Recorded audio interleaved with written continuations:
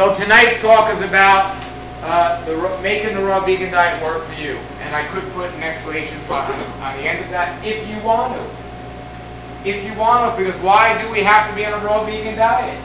What is so special about a raw vegan diet? Yeah, I cured myself, or I've become cured from a deadly disease, which I'm going to talk about, by eating a raw food diet. But in the long run, is that the best way to eat? Is the problem with the raw vegan diet, or is the problem with the way people are doing it? Because there is a problem with it. Who here has been eating a raw vegan diet for more than 5 years? How long have you been doing it? Since 2003. 2003. So what's that? 7 years. 100%? No, high. What does high mean? Like around sometimes 80, sometimes 90, Okay. and sometimes 100. Okay. Well, that's great. What I recommend to people is if you want to go 100% raw vegan, you can, and you do it the right way, but there's no reason to do it unless you have an illness or you're trying to overcome a health challenge. There's nothing wrong with eating cooked food if you're doing that the right way. If cooked food was as bad as everyone say it is, none of us would be here today because we spent the majority of our life eating cooked food. But the majority of our diet, whether it's 100% or mostly raw, needs to be raw, ripe, fresh organic fruits, vegetables, nuts, and seeds. That's the thinking we need for the long run. Not just it's 100% or nothing. And that's what happens to people. The average person will say, I'm going to go on a raw vegan diet, or they'll get convinced into doing it. They'll do it, they'll get excited about it, but they'll get into it 100%, and then they'll think if they mess up, then they've lost it, and then they go back to eating the way they were eating before. It's okay to eat 95% or 90% or something like that. If you want to go all raw for a certain amount of time, you will. I'm going to talk about some of the problems with the raw vegan diet, and I'm going to talk about some of the ways we can correct those problems and make it work for you and not just do what everyone else is doing. I have a book here called The Formula for Health, which is based on Arnold Ehret's Formula for Life, one of the best health authors ever out there, Arnold Ehret. Has anyone here heard of him? Yeah, I mentioned his name 3 times, so you all have. It's the Mucosal Diet Healing System, he wrote. The Mucosal Diet Healing System. And in his books he has something called the Formula for Health, which we're going to talk about. Basically it's power minus obstruction equals vitality. Or health minus disease equals wellness. But what happened to me was I was on I'm 19 years old, I was on a standard American diet, which stands for SAD. And when I was 19, I got diagnosed, I started getting really bad stomach pains, and I got diagnosed with an illness called inflammatory bowel disease, also known as ulcerative colitis and Crohn's disease. It was inflammation of the colon. Anytime you or somebody you know has a disease named by the doctors that ends in the letters ITIS, it means there's inflammation somewhere in the body. Colitis, arthritis, pancreatitis, or something like that. After tonight, I hope to have money on it. No, I'm just kidding. Very good.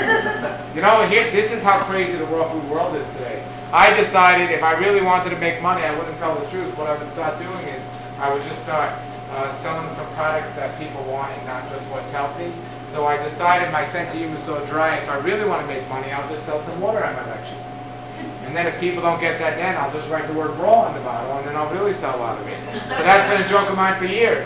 And I kid you not, a couple of months ago, I looked on the internet and somebody's selling raw water. How crazy is that? But that's what people do today. Before you know it, they're going to be selling like raw air and things like this, or if they aren't out already, I'm surprised. But we have to discern what's working and what's not working. We have to discern. And this is a big problem today. When I was 19, I got diagnosed with this illness. I listened to what my doctors told me to do. I wasn't getting better. I was getting worse. Then I got wise. I started doing the opposite, and I got better. Against my doctor's advice, I started eating a raw food diet. I went down to Florida, and I moved right next to a place called the Hippocrates Health Institute. When I moved to the Hippocrates Health Institute, that's a world-class health spa where they teach about the raw food diet and health and so on. So I get down there, and I asked my doctor if raw foods were good for me. She said no. I knew I was on the wrong track. I learned how to make raw foods. I moved back to New York City. I opened up the world's biggest raw food restaurant to this date, It was in New York City. It was 2 floors, called the Fourth Dimension, which is no longer there now. But I did that for a while. Then I ended up writing this book, which is interviews with people who've been eating a raw food diet for many, many years.